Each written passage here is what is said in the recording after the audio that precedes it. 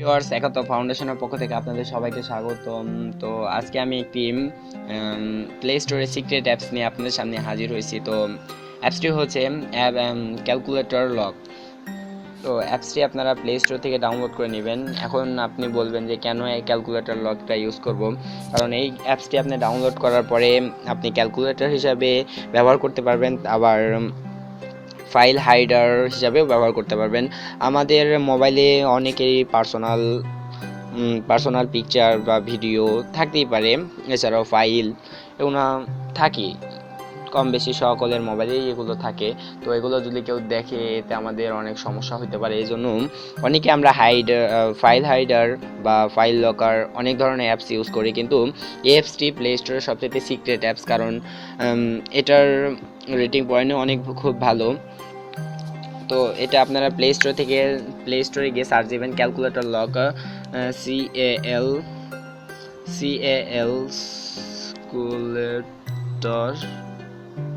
Calculator space LOCK calculator lock লিখে search দিবেন। Search দেওয়ার পরে সবার উপরে যে অ্যাপসটি আসবে, অ্যাপসটি আপনারা ইনস্টল করে নেবেন। আমি অলরেডি ইনস্টল করে রাখছি।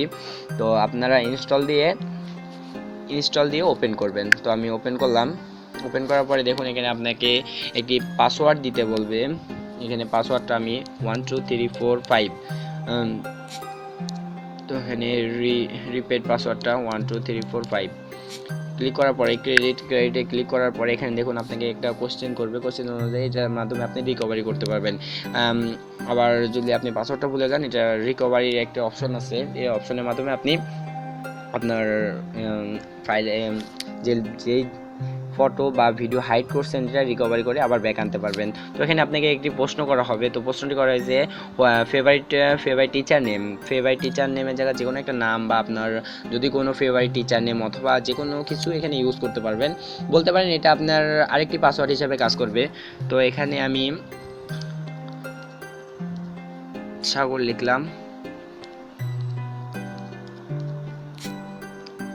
সেভ অ্যান্ড স্টার্টে ক্লিক করার পরে দেখুন এটি একটি ক্যালকুলেটরের মতন আপনার সফটওয়্যার ওপেন হবে। তো এখানে যদি আপনি 1 2 3 4 5 দেন, তাহলে দেখুন সরাসরি একটি ফাইল ওপেন হয়ে যাচ্ছে।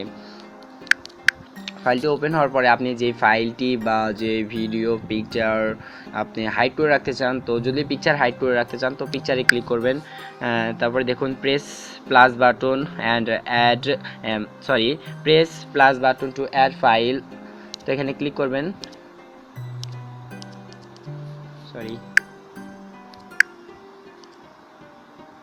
এই যে প্লাস বাটনে ক্লিক করবেন। ক্লিক করার পরে দেখুন আপনি এখানে যদি পিকচার রাখতে চান, পিকচারই তো আমরা রাখতেছি, তো ফটো অ্যালবামে ক্লিক করার পরে দেখুন এখানে অনেক ফটো চলে আসছে।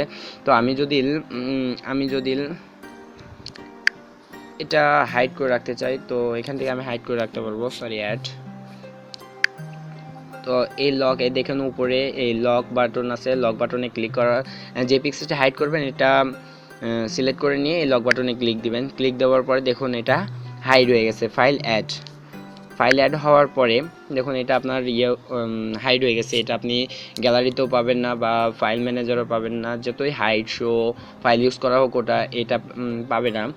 তো তারপরে দেখুন আপনি যদি অ্যাপসটি ওপেন করার পরে সরাসরি একটি ক্যালকুলেটর দেখুন 25 প্লাস 25 সমান দিলে 50, দেখুন এটি একটা ক্যালকুলেটর হিসাবে ব্যবহার করতে পারবেন আপনি। তো আর যখন আপনার ফাইলটি আনহাইড করতে চান, ঠিক ওই পাসওয়ার্ডটা দিবেন। পাসওয়ার্ডটা দেওয়ার পর দেখুন এটা ফাইল ওপেন হয়েছে। ওপেন হওয়ার পরে